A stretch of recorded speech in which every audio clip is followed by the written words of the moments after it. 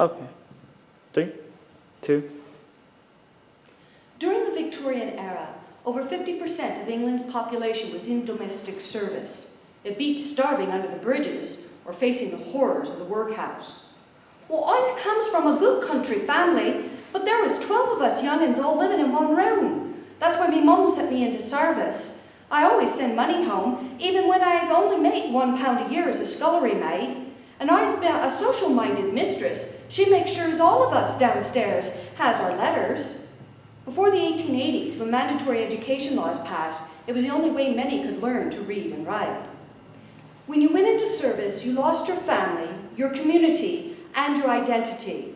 It was far too difficult for the family to remember all the servants' names, especially with so many coming and going. So each position in the household had a name attached to it. The lady's maid was always Rose. The first footman was always called James.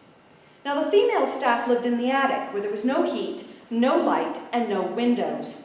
Oh, sometimes I was so tired, I just don't think I can make it all the way up to the top of the house where we girls sleep.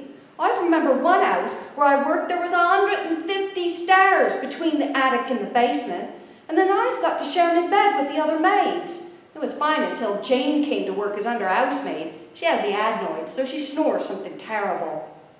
Beds and bed partners were assigned according to what job you did. So every time someone changed jobs, they ended up sharing their bed with someone new. It's not so bad in winter. You can keep each other warm. The men servants slept in the basement so that the whole house separated the men and women.